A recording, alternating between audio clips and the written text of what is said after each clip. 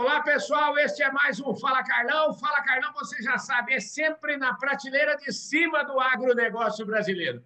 Mas hoje, põe prateleira de cima. Aqui do meu lado hoje está o Evaldo Vilela. O Evaldo Vilela é o seguinte, vou tentar resumir aqui. Ele já foi, ele é professor titular da Universidade Federal de Viçosa, ele formou lá, é agrônomo formado em Viçosa, ele já foi reitor da Universidade de Viçosa, ele já foi presidente da FAPEMIG, ele foi secretário adjunto de Estado, ele, enfim, é o homem da inovação no Estado de Minas Gerais, ele faz parte do Conselho do SEBRAE de Minas Gerais, ele é do CONFAP, e ele é o presidente do CNPq, que é o nosso Conselho Nacional de Desenvolvimento Científico e Tecnológico. Eu quase perdi o fôlego aqui.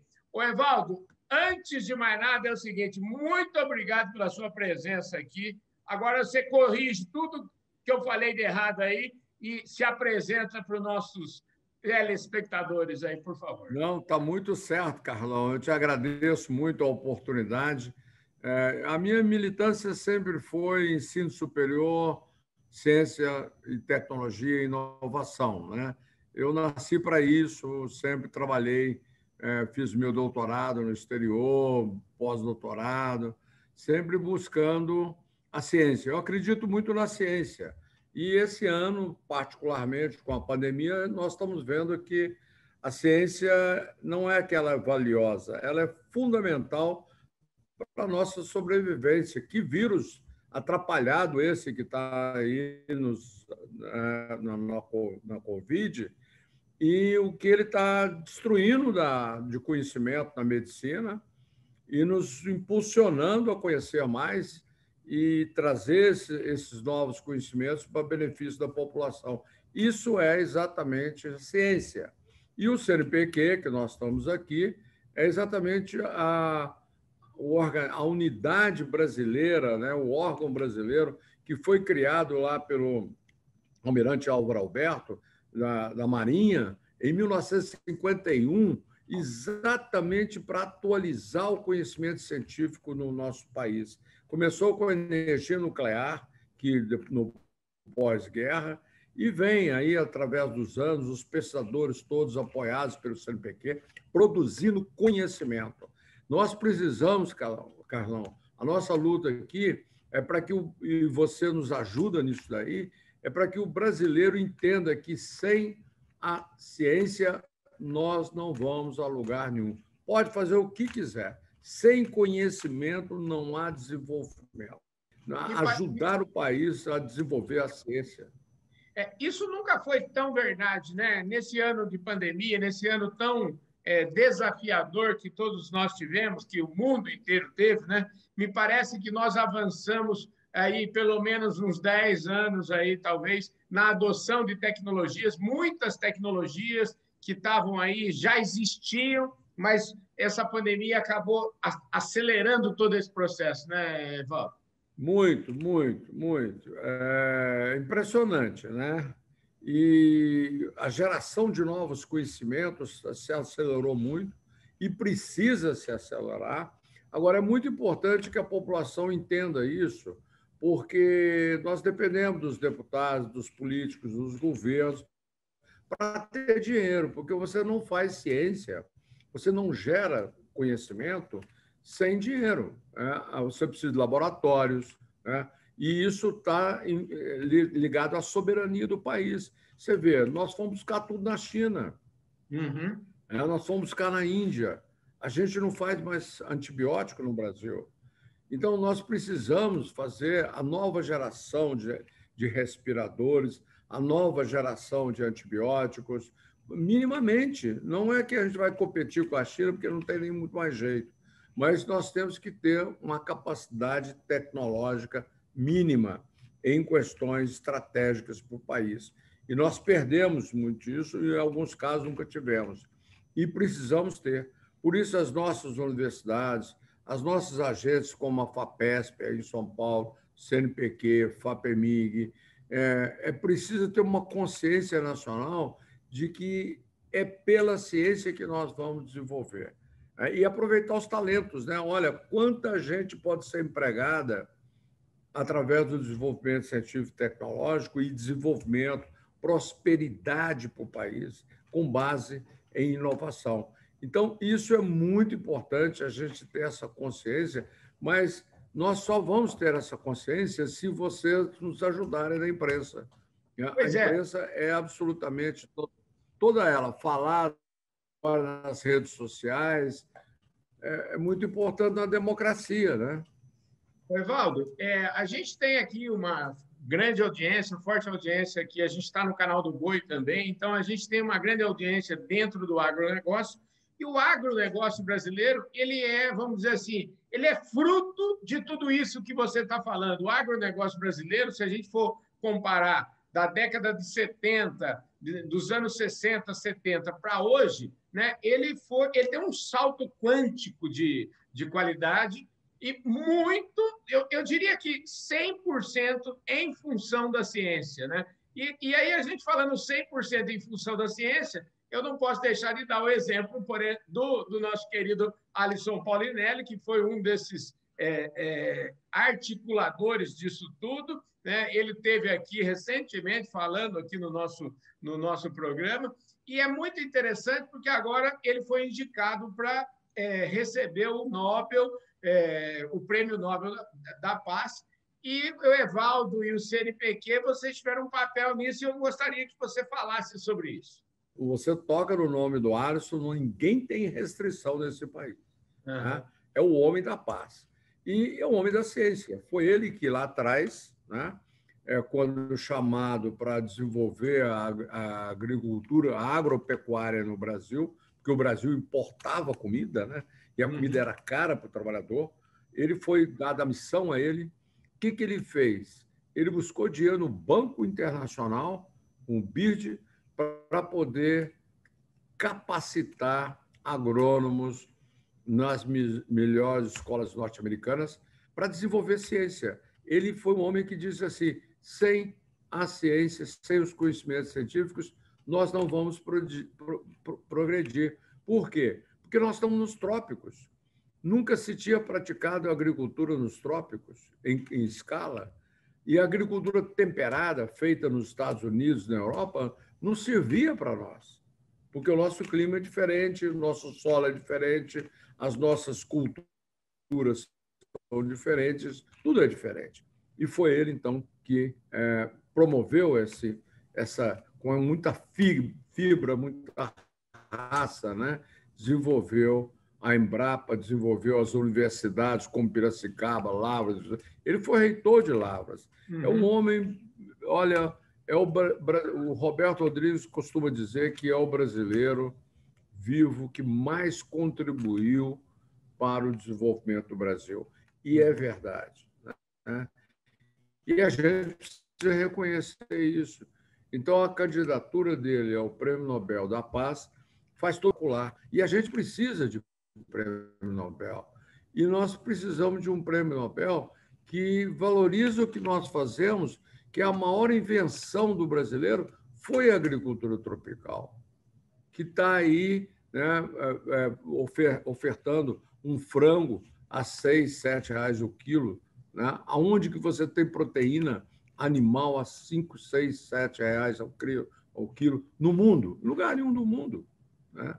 Então, agora, o meio urbano, por isso a candidatura do Alisson também é muito importante, porque ela está revelando para o meio urbano o valor da agricultura, o valor da agropecuária, que muitas vezes as pessoas não percebem por estar no meio urbano, né, e não no meio rural. Um indivíduo comendo lá o seu tiragosto, né, num barzinho, ele pede ali uma porção de tiragosto, pode ser uma mandioca, pode ser um frango, pode ser uma carne, e paga um preço razoável por aquilo.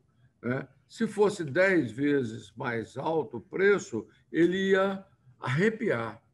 E seria se não tivéssemos tido a revolução agrícola que o Brasil criou a partir de Alisson na década de 70 e que evoluiu a partir da Embrapa, a partir das universidades. E lembrando aqui dois fatores importantíssimos.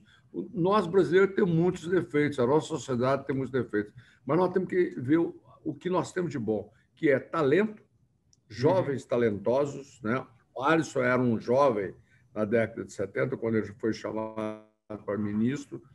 Os nossos talentos são muito bons. E o empreendedorismo do nosso agricultor. Né? Os nossos agricultores correm riscos que nenhum agricultor do mundo corre. É verdade. E isso não é falado e não é percebido no meio urbano.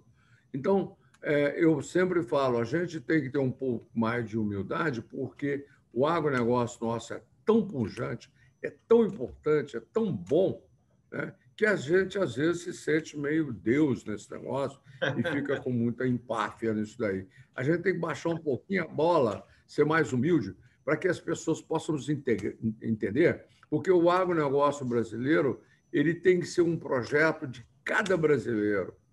Ele tem que ser um projeto do Brasil e não apenas do agricultor. E isso vem da ciência. A China está fazendo o que está fazendo, em outras áreas, como a eletrônica, porque ela aprendeu a fazer ciência. Ela não sabia. Em 1900, ela não sabia a ciência ocidental. Ela treinou seus filhos, né, para fazer essa revolução que ela está fazendo hoje. O que nós temos tudo para fazer é maravilhoso. O que nos falta é um plano estratégico, como a agricultura teve, nós precisamos de um plano estratégico para desenvolver o resto das áreas do Brasil.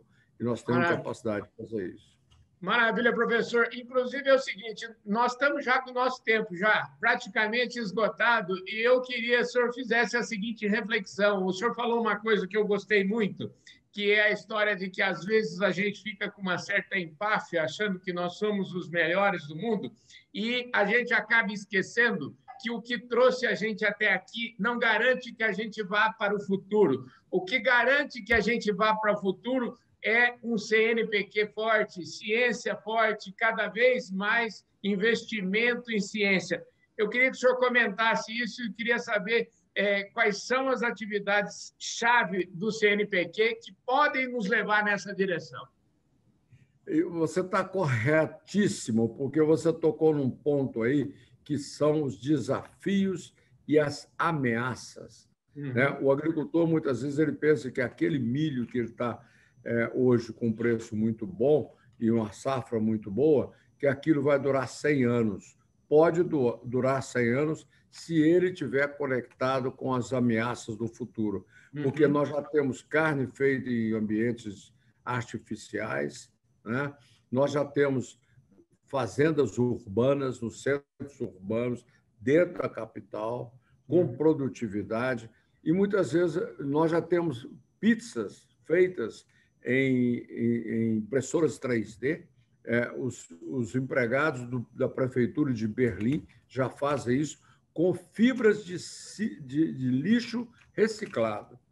Então, falava, professor, o senhor está contando lorota aí, se ninguém vai comer essas pizzas, isso é bobagem e tal. Tudo bem, pode até ser, mas nós temos que estudar isso. Nós temos que prestar atenção.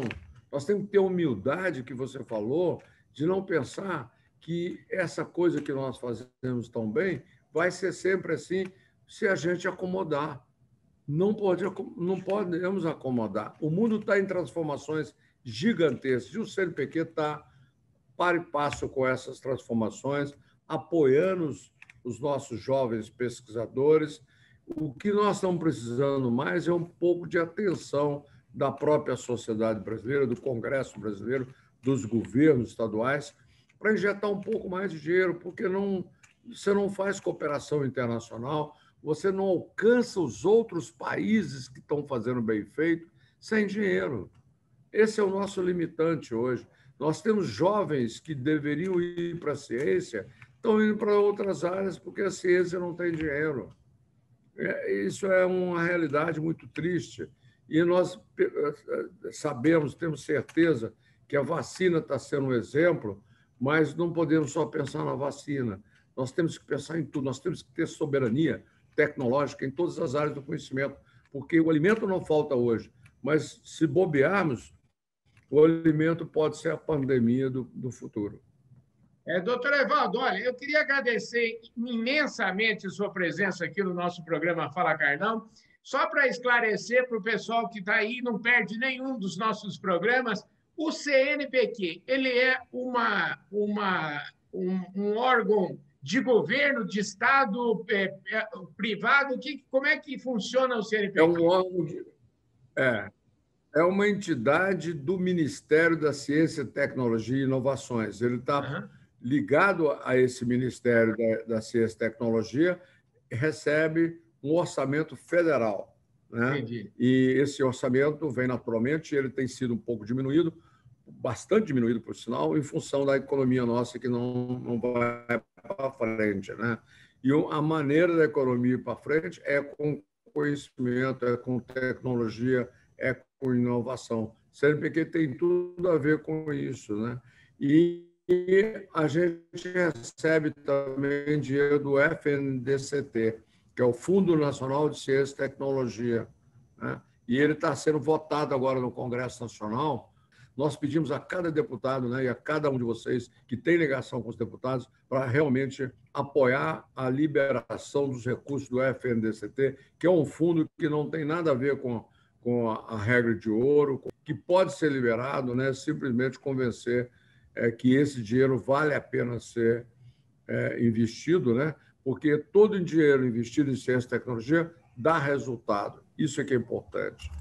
Maravilha. Então, fica aí o recado do doutor Evaldo para todos vocês aí, deputados, senadores, enfim, para todos vocês, olhem mais para a ciência, que a ciência é que vai levar o Brasil ao futuro. Então é o seguinte, eu quero mandar um forte abraço para o deputado Arnaldo Jardim, que é um grande amigo nosso aqui de São Paulo, e em nome do deputado estou cumprimentando todos os deputados aí da Câmara Federal e também todos os senadores, para que, de fato, possam olhar para o CNPq e olhar para tantos órgãos ligados à ciência tão importantes que nós temos aqui no Brasil.